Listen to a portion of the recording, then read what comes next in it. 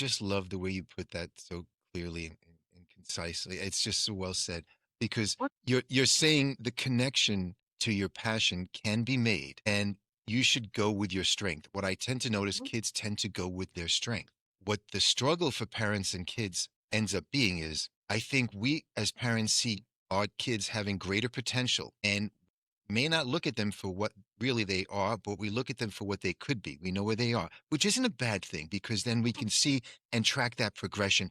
You can get there and you can do this. I think there's a clash that goes on between what we want for them and what Yeah. they want for themselves. And I think this is the disconnect that's occurring. What skills do you believe are most valuable right now than any specific major or credential? What skills, actual skills? I think they're the skills that are those soft skills. There's starting to be a lot more research of Gen Z and on amotivational syndrome, which is very Gen Z. It's one I've read a lot about recently, again, having some Gen Z kids, working with some folks. And one of the things that we get from that, these are kids who came up in COVID, who came up completely online in an all digital world. So there's a certain amount of their life that was disconnected and those formative years that we learned some of those things. So they didn't get even more of, if you talk about a millennial or like a Gen X, we got some emotional intelligence over the years that we was learned across the way.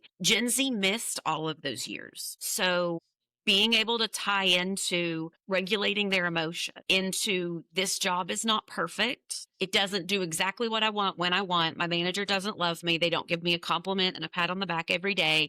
They don't think I'm awesome. They fussed at me because I did something wrong. And so they don't have some of those emotional intelligence skills. So it's being able to manage some of those. You're not going to love your job every day. And I don't care who you are, you're not going to love your job every day. There are always the nitty gritty, boring parts of work that some days are the things that we do.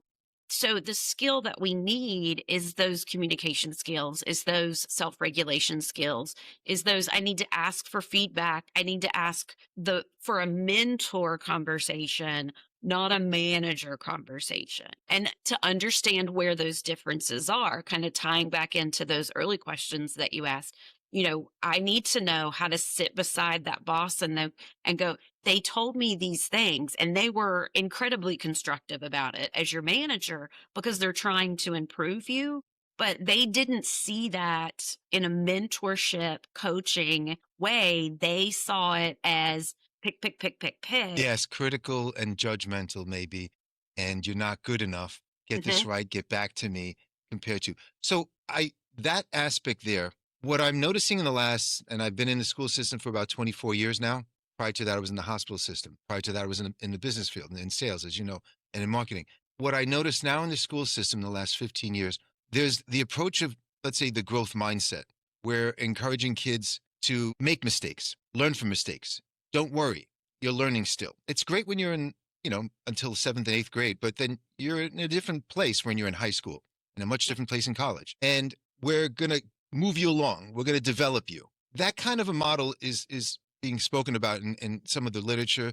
And I'm getting the sense that this quiet type of quitting that goes on, or this avoidance of staying and sticking to a job, is somewhat tied into, well, I'm not getting the feedback I want. I'm not being encouraged. I'm being spoken down to. I'm not being respected. I'm somewhat being disrespected. And just because I'm 23 or 25 and I'm doing the same job as that guy who's 35 and that lady who's 40, and why shouldn't I get as much as them when I'm doing the same job just as good? So I think. So Yeah. you've got this clash, yet those people have been and paid their dues. So this is there. And I'm not going to go into the other stereotypes. We can talk about that later.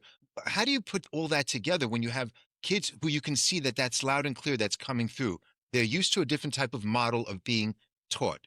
Do you see that? And does that happen? I 1,000% Yeah. I see it. And that's I think where we're still trying to maybe figure out what do we do? Because there's a crazy expectation And it may go back to you were talking about like that parent letting go a few minutes ago about, what the parent's expectation is and how that works. So as parents, when we look at our kid, we look at, little baby Sally, that we had this dream that she was going to be a famous actress or a doctor or whatever.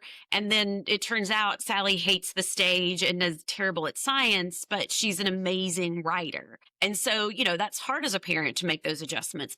But in the same kind of way, we've umbrellaed or we've shoved her into, no, you have to do this because that's what I want of you. Mm, But we've also kind of put a certain amount of over complimenting Sally over the years. And you see this, I saw this in like, active, maybe like travel sports and a lot of this. Well, if Bobby can't be on the starting lineup, we'll just quit and go to the other baseball team or the yeah. other soccer team or the other whatever team. Well, I've seen Bobby play and I don't understand why Bobby's on the roster. But I get your dream is that Bobby is going to make it to the major leagues. I get you want that. I mean, what parent doesn't want their kid to be amazing at whatever it is? But that doesn't mean that they are. I will never forget, I had a really good friend, and when his kid was about 4 or 5 years old, he's standing there talking to me, and he's like, Erin, watch it. Watch him pitch, his 4-year-old. And he says, can't you see it? He's going to be a major league pitcher one day. And I was like, are you kidding me? He's 4. Well, so if Bobby's grown up his whole life with mom and dad over here saying, you're a major league pitcher, and there's no attachment to any real validation of anything that says that, then it's really hard when Bobby gets into a workforce to not have some self awareness that maybe he's not the best thing at pitching, or maybe he does have more growth that needs to come. He may be an amazing pitcher, but like Kobe Bryant still had a coach in the championship. Michael Jordan talked often about Phil Jackson and having a coach in those games. So just because you are really good, so let's say Bobby's great at being a pitcher, he still needs a coach. He still has work and growth and development. The game is always changing. There's always ways to improve. Bobby may be absolutely terrible, but if he doesn't have any way to regulate that, again, it's something he did at 10 or 12. How do we ask Bobby to do that at 22? I one of the things I appreciate about your approach and the work you do is that you don't speak in absolutes, but you seem to have a unique ability to see both sides of a situation at the same time, and that's become increasingly rare. And you break it down so well. I just want to compliment you about that because whenever I hear you speak, it's just I'm right there with you. Welcome to Pivot Point Strategy for Change. I'm Nik Michael. This episode is part of our ongoing series, the Gen Z Launch Gap: Navigating College, Career, and the Transition to Adulthood. Throughout this series, we've been exploring one of the defining pivot points facing families right now, the moment when preparation meets reality